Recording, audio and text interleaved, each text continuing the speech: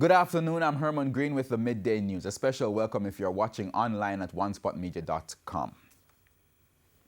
Following the imposition of new sanctions on Venezuela by the United States, calls are now being made for the Andrew Holness-led administration to take some decisive action. Among the questions, whether the government can pay off the outstanding Petrocarib debt and cut its ties with the South American nation. Information from the Petrocarib Fund puts that outstanding debt from the concessionary oil agreement between Jamaica and Venezuela at about $120 million. Speaking with TVJ News Tuesday morning, professor at the University of the West Indies, Denzil Williams, said the government has a number of tasks to do if it should opt out of business with the Venezuelan government. Among them, planning its strategy to pay down the Petrocarib debt and also taking control of Venezuela's 49% stake in the state-owned oil refinery Petrojam. As to the matter of Jamaica's financial capacity to pay down the debt, Professor Williams says based on economic indicators, there might be some glimmer of hope. I don't know what the state of government finance is like, but we could find ways and means of actually paying down that debt. As you know, we under the Petrocarib agreement, we would be able to pay it down with manufactured goods. We could continue, we could look at that option, or we could just find a way of refinancing that debt. PDVSA, which owns a 49% stake in Jamaican oil refinery Petrojam, through the subsidiary PDV Caribe, will see its economic fortunes worsen as all funds for oil exported to the U.S. will be routed to blocked bank accounts that will remain frozen until Nicolas Maduro hands over power to Juan Guaido. However, Professor Williams is cautioning the government against making any rush decisions.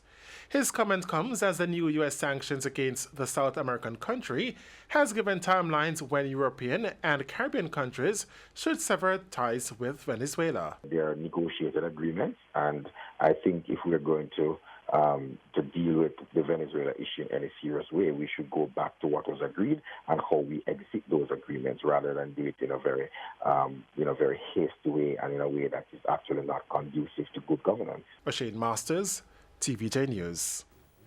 Leader of opposition business in the House of Representatives, Philip Paulwell, is demanding that the government urgently call the House back into session to complete what he says are urgent matters on the parliamentary agenda.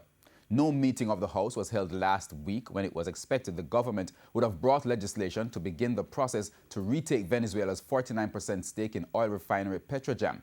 No sitting is scheduled for this afternoon. Mr. Paulwell says the opposition is not in agreement with a long recess from the sitting of the House.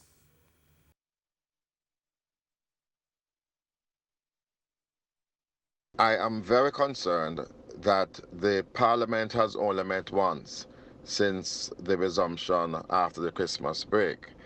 And I think it is in keeping with the way the government has been managing the affairs of the Parliament in a haphazard manner, where meetings are scheduled and cancelled, where we're not getting proper notification of agenda items, where questions have been languishing for some time without answering.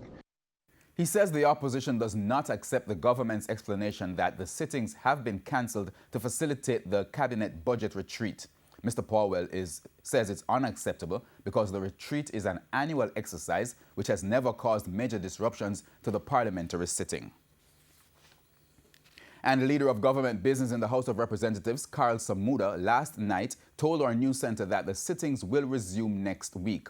He insisted that the House had not met due to the cabinet retreat and that Mr. Paulwell was informed. We will be reconvening on February the 5th, and he was told about that. And thereafter, we will be proroguing Parliament for the official opening of Parliament to take place on February the 14th. But all this information I'm giving you has already been communicated to the clerk.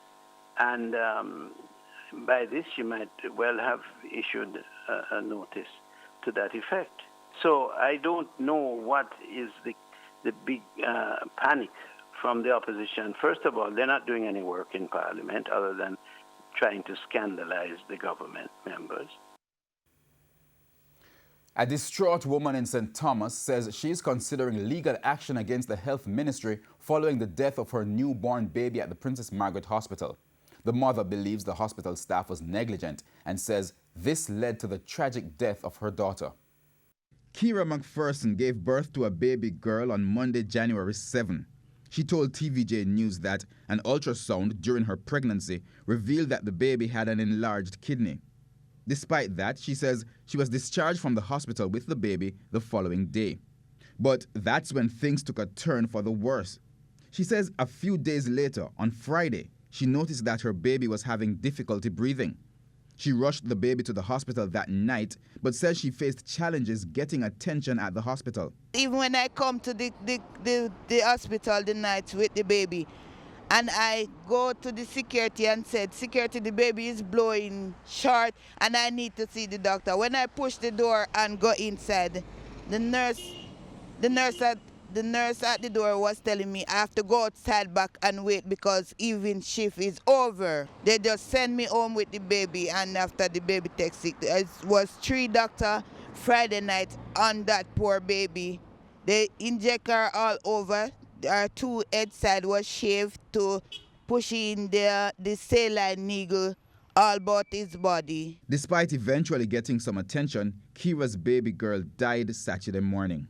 The doctor didn't do his best because they know that the child is sick. Better if they will tell me that the child is not going to make it, it is better for me. TVJ News contacted the hospital's acting CEO, Melissa Linton. She stated that they are aware of the death of Ms. McPherson's child, but were not able to speak on the matter at this time. Ms. Linton added that an investigation has been launched into the accusations of negligence, after which a report will be made available.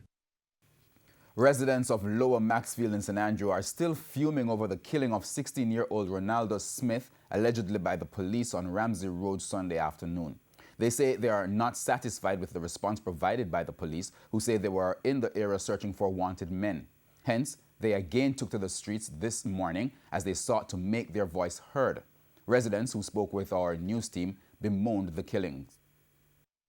We want everybody in Jamaica to say, police now stop kill innocent people, youth, baby, everybody them a kill. We want the Prime Minister, Mr. Andrew Honest, to come and hear our view now. We're tired of this.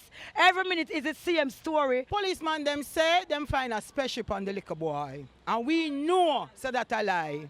That is a lie. Smith and Western, something like that. We know so that a lie. We want them as a resident to come clean. Come clean and talk truth and right and justice. And that we want. Talk the truth. The residents say they will not relent until members of the Andrew Holness-led administration listen to and respond to their cries for help. We not stop like the road, that's our thing there. We want the Prime Minister to come and hear our views. Mark Golan come and respect Mark Golan for that, but we want the Prime Minister to come and the Minister of Security will respond to the police them. The opposition is calling for more resources and better use of legislation in the crime-fighting effort, especially in the wake of the states of emergency. Opposition leader Dr. Peter Phillips was speaking at a St. Catherine Municipal Corporation Town Hall meeting on Monday. All the states of emergency end this month. Those in the St. Catherine North Police Division and sections of the corporate area have already ended, and the last one in St. James is to end on Thursday, January 31. But opposition leader Dr. Peter Phillips says with the government pledging to keep a strong security presence after the SOEs, he expects that additional resources will be allocated to the Jamaica Constabulary Force in the upcoming 2019-2020 estimates of expenditure.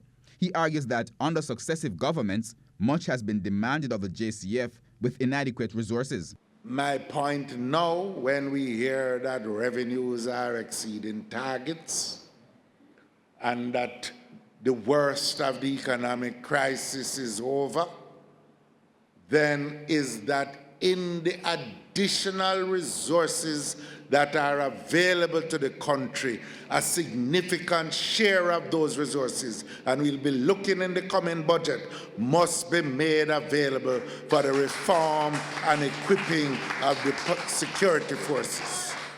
In again defending the opposition's stance of ending the SOEs, he says there are other legislative measures that the government has not been utilizing, including the ZOZO legislation, My own view is that the government, who was insisting on passing the legislation rapidly last year, is not making sufficient use of the Zozo legislation. In addition to an increased budgetary allocation, Dr. Phillips says the focus should change from detaining people in droves to improving efficiency. We should be recruiting and employing greater numbers of security forces, providing additional training, and I dare say additional pay to attract the quality of human resource that we need.